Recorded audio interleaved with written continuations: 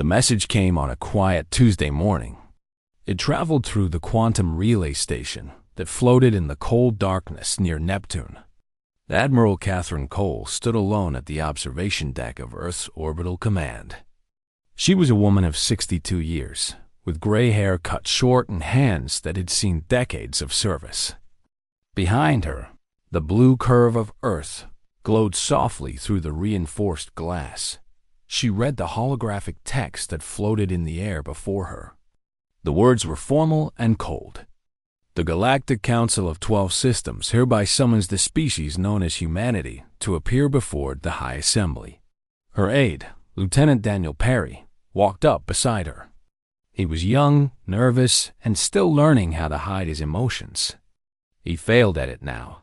"Ma'am, this is the first direct communication we've received from the Council in 97 years, he said. Catherine nodded slowly. She remembered learning about first contact as a child. The Karathi ship had appeared near Mars, observed humanity for 3 months, and then left without a single word. After that, the galactic community had ignored Earth completely. Humanity was too young, too small, too unimportant. Until now. "Get me a secure line to the President," Catherine said, "and wake up the Joint Chiefs. All of them."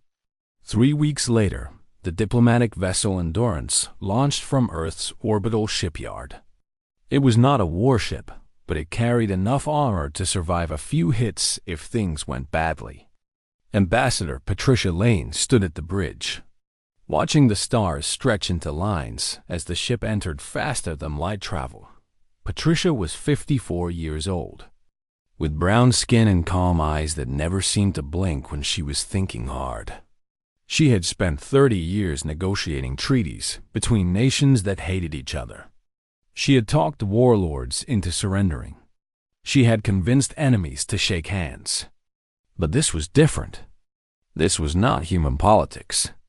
This was something far bigger. Her senior advisor, Marcus Webb, stood beside her. He was a thin man with glasses and a mind that worked like a computer. He had memorized everything humanity knew about the Council species. It was not much. "The Karathi hegemony controls the Council," Marcus said quietly. "They have ruled for 10,000 years. They see themselves as the natural leaders of the galaxy. And they see us as what?" Patricia asked. "Insects, probably. Or children. Or both." The journey took 11 days. When the Endurance finally dropped out of faster-than-light travel, Patricia felt her breath catch in her throat. The Nexus was enormous. It was a space station built around a dying red star, so large that Earth could have fit inside it 100 times. Ships from dozens of species flew around it like bees around a hive. Patricia had seen images, but images could not capture the scale of it. This was the seat of galactic power. This was where the fate of species was decided. The council chamber was even more impressive. It was designed to make visitors feel small. 12 massive platforms rose in a circle around a lowered central floor. Each platform held representatives from one of the council species. They looked down at the humans like judges looking at criminals. Patricia walked to the center of the floor with Marcus and a small security team. She kept her back straight and her face calm. She would not let them see fear. The High Arbiter of the Karathi hegemony spoke first. His name was Zethvan, and he was tall and thin, with pale blue skin and eyes that held no warmth. His voice was translated by a device that made his words sound flat and mechanical. "Humanity," he said. "You have expanded into 17 star systems without council authorization. You have established military installations in neutral space. You have violated 47 provisions of the Galactic Compact." Patricia had expected this. She kept her voice steady. "With respect, High Arbiter, humanity never signed the Galactic Compact. We were not invited to." A wave of murmurs passed through the chamber. The council members looked at each other with expressions of surprise and annoyance. Clearly, They were not used to being challenged. Another counselor spoke. This one was called Krytak, and he was insectoid, with a hard shell and mandibles that clicked when he talked. Ignorance of law is not a defense, he said sharply. The penalty for such violations is severe. However, the council is prepared to offer clemency. Patricia raised an eyebrow. And what would clemency require? Zethvin's thin lips curved into something that might have been a smile. It was not a friendly expression. 60% of your annual industrial output for the next 300 cycles. Reduction of your military forces by 80%. Surrender of your colony rights in the Vega Corridor. And placement of council observers on your homeworld. The chamber fell silent. Every eye was on the human ambassador. Patricia understood now. This was not diplomacy. This was extortion. The council did not want to talk to humanity. They wanted to own humanity. They wanted to strip Earth of its wealth, its military, its freedom. They wanted to turn humans into servants. She thought about the billions of people back home. The children playing in parks. The workers in factories. The families sitting down to dinner.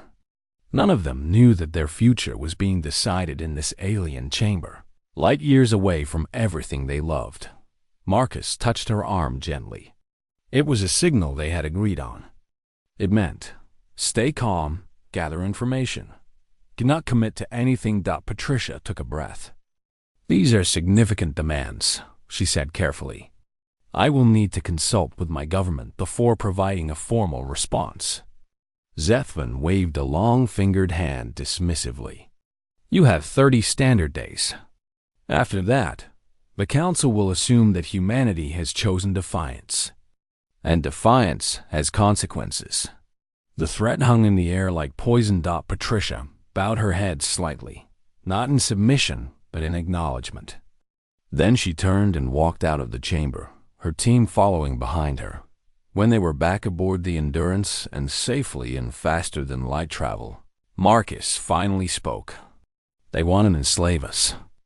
They're not even trying to hide it. Patricia stared out at the swirling colors of hyperspace. No, she said quietly. They're not. They think we're too weak to refuse. Too scared to fight back. Are we? Patricia was silent for a long moment. Then she turned to face her advisor, and there was something hard in her eyes.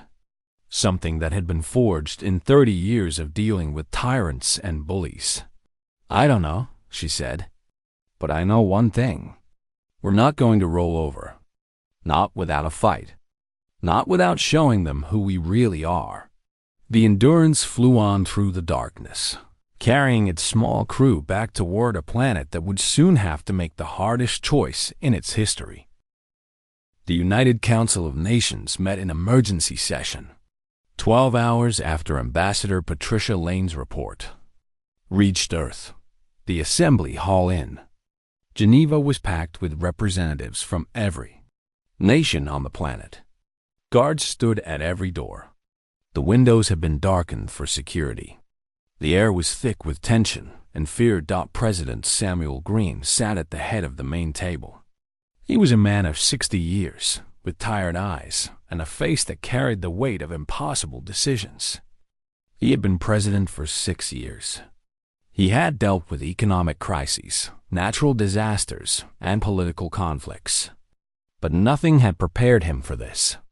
Let me make sure I understand, he said slowly.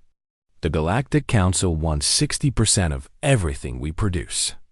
They want us to destroy 80% of our military. They want our colonies. And they want to put their people on Earth to watch us. Patricia nodded. She had not slept since returning. Dark circles hung under her eyes. That is correct, Mr. President, and they gave us 30 days to accept. Or what? They did not say exactly, but the threat was clear. They have 50,000 warships. We have less than 200. General Victor Patel leaned forward. He was the head of Earth's combined military forces, a man who had spent his entire life preparing for wars he hoped would never come. This is not a negotiation, he said bluntly. This is a demand for surrender. If we accept these terms, we stop being an independent species. We become property. Secretary of State Linda Morrison pulled up a holographic display showing a map of the galaxy. Human space was a tiny blue dot in one corner. Council space covered almost everything else. The difference in scale was terrifying. The numbers don't lie, she said. Even if we threw everything we have at them, we would lose. It would not even be close. Their technology is more advanced. Their resources are unlimited. Their population is measured in trillions. President Green rubbed his eyes. So you're saying we should accept? I'm saying we need to be realistic about our options. Christopher Dunn, Director of Intelligence, cleared his throat. He was a quiet man who rarely spoke in meetings. When he did, people listened. Mr. President, there's something else you need to know. We've been studying the Council's history since first contact. In the past 600 years, they've made similar demands to 37 emerging species. And what happened to those species? Every single one accepted the terms. They thought they had no choice. They calculated the odds and decided that survival under Council rule was better than destruction. Dunn paused. None of them exist as independent civilizations today. Some were absorbed into larger empires. Some were used as labor forces. A few simply disappeared from historical records entirely. The room went very quiet. Green stood up and walked to the window. He pushed a button, and the darkening faded away, revealing the city below. Geneva sparkled with lights. Cars moved through streets. People walked on sidewalks, completely unaware of the conversation happening above them. 8 billion people, Green said softly, plus another 2 billion in the colonies. That's 10 billion human beings whose futures depend on what we decide in this room. Admiral Catherine Cole appeared on a holographic screen. She was still at orbital command, watching Earth's defense grid and the empty space beyond it. Mr. President, may I speak? Go ahead, Admiral. Sir, I spent 40 years in the military. I've studied every conflict in human history. And I've spent the last 2 decades preparing for exactly this moment. She paused. The Council has numbers. They have technology. They have resources we cannot match. But they have never fought a species like us. What do you mean? Every species that surrendered to them did so because they believed resistance was impossible. They did the math. They looked at the odds. And they chose survival over freedom. Cole's eyes were hard. But humans don't always do the math. We have a long history of fighting wars we cannot win, of standing up against impossible odds, of choosing death over slavery. Morrison shook her head. With respect, Admiral, this isn't ancient history. This isn't 300 soldiers and a mountain pass. This is the survival of our entire species. Is it? Cole asked. Because from where I'm sitting, survival under Council rule doesn't look much like living. It looks like a slow death. A death of everything that makes us who we are. Green turned back to face the room. His expression had changed. The tiredness was still there, but something else had appeared beneath it. Something harder. What do you have in mind, Admiral? Cole allowed herself a small smile. Sir, we've been preparing for this for 40 years. Secret programs. Hidden facilities. Weapons that officially don't exist. We knew this day would come eventually. We knew that sooner or later someone out there would try to take what's ours. And you think we can win? Honestly? Probably not. But I think we can make them pay a price so high that they'll think twice. I think we can show them that some things are more expensive than they're worth.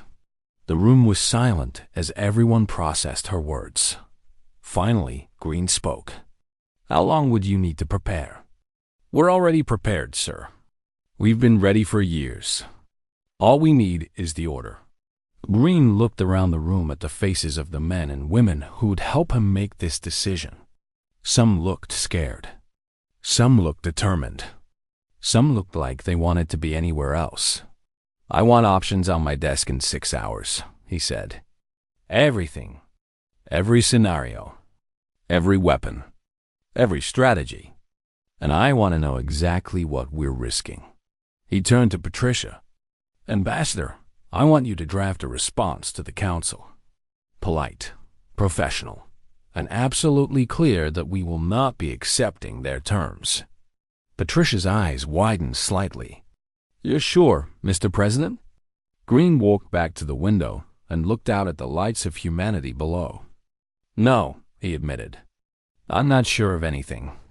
But I know that I will not be the president who sold our species into slavery. Whatever comes next, we face it standing up." He turned to face the room one final time. "Draft the response. Tell them we decline. All of it." The meeting ended in silence. But as the representatives filed out into the corridor, something had changed. Fear was still there, written on every face. But there was something else too. Something that looked almost like pride. For the first time in nearly a century, humanity was going to stand up to the galaxy. And whatever happened next, they would face it together. 28 days after the first meeting, the human delegation returned to the Nexus. This time, there were more of them. Ambassador Patricia Lane walked at the front, her head held high. Beside her was Admiral Catherine Cole herself, dressed in full military uniform with metal shining on her chest. Behind them came a dozen officials from Earth's military and civilian leadership. The council chamber was just as massive as before. The 12 platforms still towered over the central floor. The representatives of ancient civilizations still looked down with expressions of superiority and mild boredom. They had done this many times before. They expected this meeting to be like all the others. They expected humanity to kneel. High Arbiter Zethvon spoke first, his translated voice echoing through the vast space. "The Galactic Council has assembled to receive Earth's response. Ambassador Lane, you may speak." Patricia stepped forward. She was aware of every eye in the room watching her. She could feel the weight of 10 billion lives resting on her shoulders. But her voice did not shake. "High Arbiter, distinguished members of the Council," she began. "The United Earth Government has reviewed your demands with all the seriousness they deserve. We have consulted with our military leaders, our scientists, our elected representatives, and our people." She paused for a moment, letting the silence build. After careful consideration, "We must respectfully decline." The chamber exploded with noise. Counselors shouted over each other in a dozen different languages. Translation devices circled to keep up with the chaos. Some representatives laughed in disbelief. Others made gestures that probably meant something rude in their cultures. Zethvon raised one long arm, and slowly the noise died down. His face had changed. The boredom was gone, replaced by something cold and dangerous. "You decline?" he repeated slowly. "Perhaps you do not understand your situation, Ambassador. The combined fleets of the Council number over 50,000 warships. Your entire species possesses fewer than 200 vessels capable of combat." Admiral Cole spoke for the first time. Her voice was calm and clear. 187, actually. But who's counting? A few council members made sounds that might have been laughter. Ambassador Krydek's mandibles clicked rapidly. "This is not a negotiation," he said. "This is not a discussion. You will comply with the Council's demands, or you will be forced to comply. The result will be the same. The only question is how much your people will suffer before you accept the truth." Patricia nodded slowly, as if considering his words. "You may be right," she said. "Your fleets are certainly impressive. Your technology is advanced beyond anything we have developed. If you choose to attack Earth, you will probably win." She paused. Probably. The word hung in the air like a bomb waiting to explode. "But before you make any final decisions," Patricia continued, "we would like to share some information with the Council."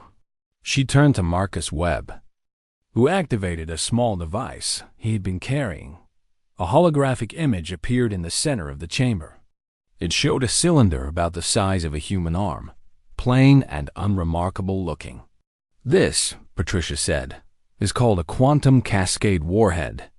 It works by creating a tear in the fabric of space-time itself. The tear expands to approximately 3 kilometers in diameter, and everything within that area simply ceases to exist. Not destroyed, not damaged, erased from the universe entirely." The chamber had gone very quiet. "We currently have 4,000 of these devices deployed across human space," Patricia continued. "They are hidden in asteroids, in cargo ships, in orbital platforms. Some of them are already positioned near targets of strategic importance." She let that sink in. "We also have 612 of these devices aimed at every major population center in Council space, every capital world, every industrial hub, every seat of power represented in this chamber." Zethvin's pale blue skin had gone slightly gray. "You would not dare. Such an action would mean your own destruction." "Probably," Patricia agreed again. "But here's what you need to understand about humanity, High Arbiter." Admiral Cole stepped forward to stand beside the ambassador. "Your species achieved space travel through slow, peaceful development over millions of years. You have never faced a true threat to your existence. You have never been pushed into a corner with no way out." She looked around the chamber at the gathered representatives. "Humans are different. We spent most of our history fighting each other. We invented weapons that could destroy our entire planet. We built bombs that could end our own species. And we did it on purpose." She paused. "We have words and ideas that your translators probably cannot even express. Mutually assured destruction. Scorched earth. Pyrrhic victory." Patricia took over again. "A species willing to die rather than submit cannot be conquered, only destroyed. And if you destroy us, we will take everything you have built with us." The silence in the chamber was absolute. Not a single representative moved or spoke. "So here is our counteroffer," Patricia said. "Leave us alone. Recognize our territorial claims. Treat with us as equals. Do this, and we can begin a new relationship between our peoples. A relationship based on respect instead of fear." She looked directly at Zethvan. "Refuse, and we all burn together. Every human. Every Karathi. Every member of every species in this chamber. None of us will survive what comes next." She straightened her shoulders. "The choice is yours, High Arbiter. What is the Council's answer?" Zethvin stared at her for a long moment. His expression was impossible to read. Finally, he spoke, and his voice was different now. Quieter, more careful. "The Council will need time to deliberate." Patricia smiled politely. It was not a warm smile. "Of course. Take all the time you need. We have positioned ourselves quite comfortably." She turned to leave, then paused and looked back over her shoulder. "But I would not wait too long. Humans are not known for their patience." The delegation walked out of the chamber without looking back. Their footsteps echoed in the silence they left behind. When they reached the safety of their shuttle, Marcus finally allowed himself to breathe. "Do you think they believed us?" Patricia looked out at the massive bulk of the Nexus station, home to millions of beings who had just learned that the universe was more dangerous than they had ever imagined. "I think," she said slowly, "that they are about to find out what fear really feels like. For the first time in 10,000 years. 5 years passed. 5 years of careful diplomacy, growing trade, and slow trust building between humanity and the galactic community. The universe had changed, and everyone knew it.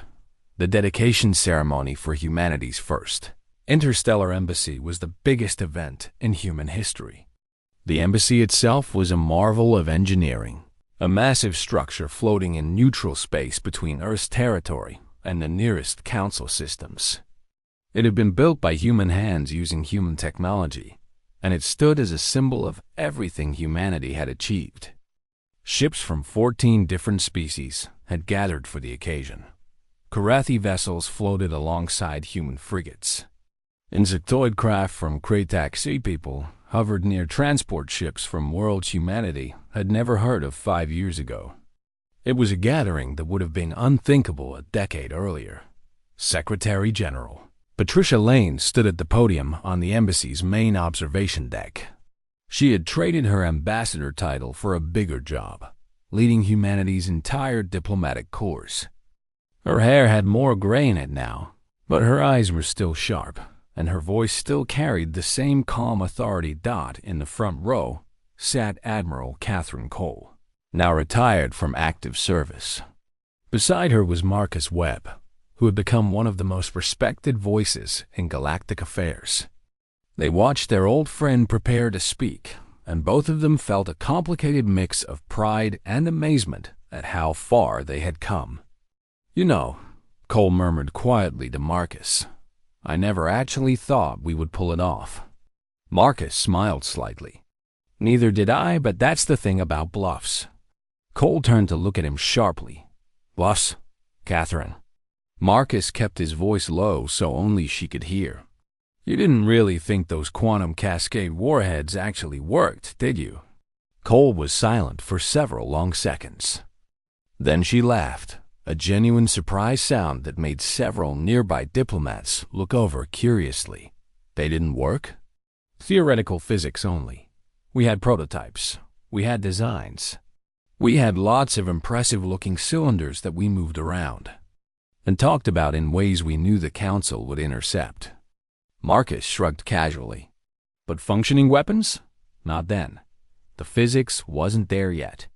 So the entire galaxy changed course because of a threat we couldn't actually carry out? The galaxy changed course because they believed we would carry it out. That's what matters." Marcus turned to watch Patricia step up to the microphone. "Besides, we've made quite a bit of progress in the last 5 years. Funny how much funding you can get for weapons research when the whole species thinks its survival depends on it." Cole shook her head slowly, but she was still smiling. "You magnificent liars. We prefer the term creative diplomats." On the podium, Patricia began her speech. "Distinguished guests, honored representatives, fellow humans," she said. "We gather here today at a moment that our ancestors could never have imagined. 5 years ago, the Galactic Council attempted to extort humanity. They expected us to submit, to kneel, to become another footnote in their long history of dominance. Instead, we showed them something they had forgotten in their 10,000 years of unchallenged power." She looked down at the crowd, at the humans and aliens gathered together in a way that had never happened before. "We showed them that strength is not measured in numbers alone, that courage cannot be calculated on a spreadsheet, that some things are worth fighting for, even against impossible odds." In the back of the crowd, a young Karathi diplomat named Vethran listened carefully to every word. He was the offspring of Zethvan himself, sent to observe the ceremony as part of his training in diplomatic affairs. He had grown up hearing stories about the humans, about the confrontation in the council chamber, about the strange small species that had dared to threaten the entire galactic order. His people called humans the Mad Ones in private. They told each other that humanity was unstable, unpredictable, dangerous. They warned their children to be careful around humans because you never knew what they might do. But watching the ceremony now, Vethran saw something different. He saw a species that had faced extinction and refused to blink. He saw a civilization that had taken its place among the stars through sheer force of will. He saw something that his own people, comfortable in their ancient power, had lost long ago. He saw hope. Patricia continued her speech. The size of the fight matters less than the will to fight it. And humanity, for all our flaws, all our contradictions, all our long and troubled history, we have never lacked for will. We have never lacked for courage. We have never lacked for the stubborn determination to keep going when everything seems lost. The applause began among the human delegation and slowly spread outward. Species that had dismissed humanity as insignificant 5 years ago now clapped. Their various appendages in recognition of what the small species from the unremarkable yellow star had accomplished. After the ceremony ended, Vethran found himself standing near a window, looking out at the stars. A human woman in a military uniform walked up beside him. Her name tag read Sullivan. "Beautiful view," she said simply. He nodded, unsure how to respond. His training had not prepared him for casual conversation with humans. "Your people are very different from what we expected," he finally managed. Sullivan raised an eyebrow. "How so?" "We thought you would be easy to control. Small, young, limited in resources and technology. We thought you would do the logical thing and submit." He paused. "We were wrong." Sullivan smiled, and Vethran was surprised to find that it was not a threatening expression. "We get that a lot. May I ask you something?" "Sure. Would you really have done it? If the Council had attacked, would you really have destroyed everything, your own species included?" Sullivan was quiet for a long moment. When she finally answered, her voice was thoughtful. "I don't know," she admitted. "Maybe, probably. Humans have done crazy things throughout our history. We've fought wars that destroyed civilizations. We've made sacrifices that logic cannot explain. We've died for ideas, for principles, for people we never even met." She turned to look at him directly. "But here's the thing you need to understand about us. It was never really about the weapons. It was never about the technology or the threats or the strategy. It was about who we are. It was about refusing to let fear make our choices for us." She looked back out at the stars. 5 years ago, we stood in that council chamber and told the most powerful beings in the galaxy that we would rather die free than live as slaves. And we meant it, every word. That's what your people never understood.